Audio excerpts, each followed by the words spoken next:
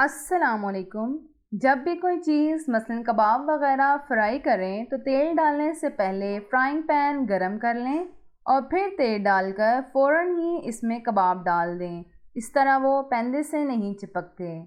अगर पनीर को ज़्यादा दिनों तक महफूज रखना हो तो उसके चारों तरफ नमक लगाकर मलमल के गीले कपड़े में लपेट कर रखें और ज़रूरत के वक्त इसे धोकर इस्तेमाल करें।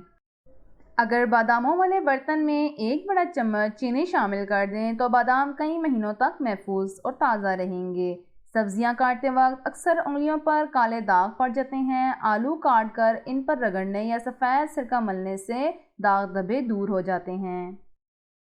हाथों से लहसुन की बू दूर करने के लिए हाथ बहते पानी के नीचे रखकर उन पर स्टील का चम्मच रगड़ें, बू दूर हो जाएगी। इसके बाद साबुन से अच्छी तरह हाथ धो लें। और स्ट्यू यानी भुना हुआ गोश्त, चटनियों का जायका मुनफरद बनाने के लिए इन पर पीनट बटर शामिल किया जा सकता है।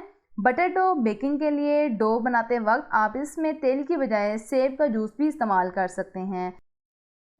अगर सफ़ेद या काले चने देर तक पकाने के बावजूद अच्छी तरह नरम नहीं होते तो पकते हुए चनों के सालन में उबलता हुआ गर्म दूध शामिल कर दिया जाए तो वो जल्दी गल जाते हैं। फ्रीज़र में जमे हुए गोश्त को फौरी पिघलाने के लिए इसे ज़्यादा नमक मिले ठंडे पानी में भिगो दें। इससे गोश्त की बर्फ़ पिघलने के साथ साथ इसमें जमा हुआ खून भी साफ़ हो जाएगा और इसकी रंगत भी तब्दील नहीं होगी। कम तेल में मछली फ्राई करने का आसान तरीका ये है कि मछली को धोए बगैर इसे थोड़ी देर के लिए सिरके में भिगो कर रखें। इस तरह एक तो मछली की बू दूर हो जाएगी, दूसरा ये अच्छी तरह से साफ़ भी हो जाएगी। अब मछली को धोने के बाद इस पर नमक और नींबू का रस लगाएं और तकरीबन 5 से 10 मिनट बाद तवे पर हल्का सा तेल लगाकर गरम करें और मछली के टुकड़े इस पर रखकर उनका पानी खुश्क कर लें। जब मछली का पानी खुश्क हो जाए तो उसे ठंडा कर कर इस पर मसाला लगाएं और 1.5 घंटे के लिए फ्रिज में रखने के बाद थोड़े तेल में फ्राई कर लें। इस तरीके के मुताबिक मछली कम तेल में भी अच्छी तरह पक जाती है। सालन में नमक कम करने का तरीका: कच्चा आलू लेकर हंडिया में घुमाने के बाद 10 मिनट के बाद आलू हंडिया से निकाल लें। आलू तमाम नमक जज़ब करेगा।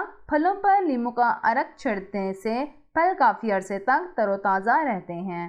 कागज़ का टुकड़ा या आटे की टिकिया सालन में डालने से भी सालन का नमक कम हो जाता है। उबले चावलों को निखारने के लिए आसान घरेलू टोटका: चावल उबालने के बाद इसमें 1 चमचा घी डालने से चावल अलग हो जाएंगे और चावलों में मुनासिब मिकदार में नींबू का रस डालने से चावल सफ़ेद और खुश्क जायका हो जाएंगे। अगर कभी बेहतियाती से चावल ज़्यादा उबलकर नरम हो जाएं तो गर्म पानी निचोड़ने के बाद उन पर ठंडा पानी डालकर निचोड़ने से चावल सख्त हो जाएंगे।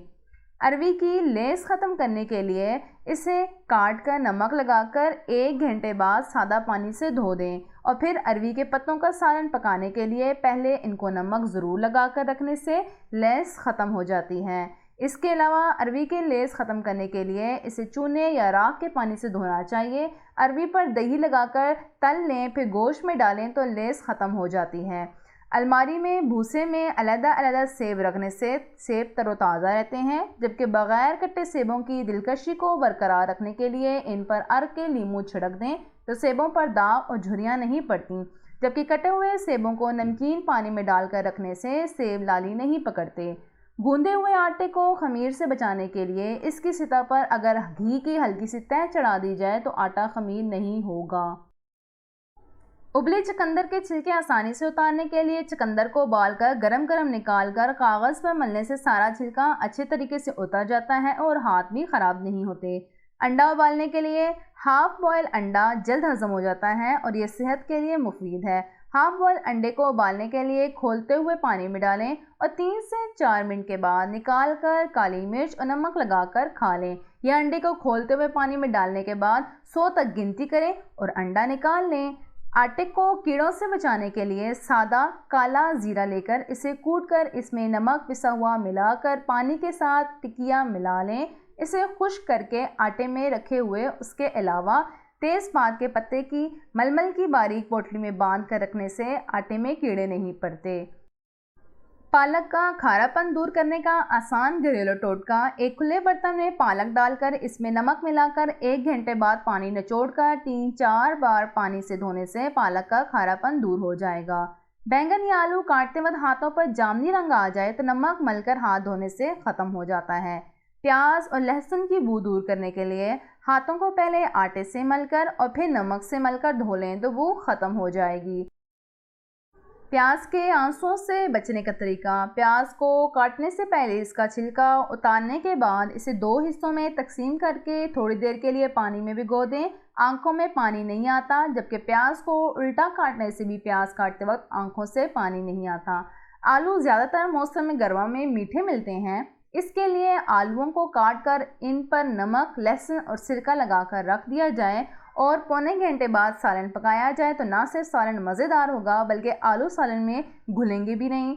आलूओं को कुछ दिन महफूज रखने का तरीका ये है कि इन्हें रेत वगैरह या खुली हवा में पानी में डालकर रखा जाए, लेकिन इस तरह की ग़िज़ायत में फ़र्क आ जाता है। वीडियो को लाइक कर लें और मज़ीद वीडियोस के लिए चैनल को सब्सक्राइब कर लें बेल बटन के साथ, ताकि न्यू नोटिफिकेशंस आपको बर वक्त मिलें। अल्लाह हाफिज़।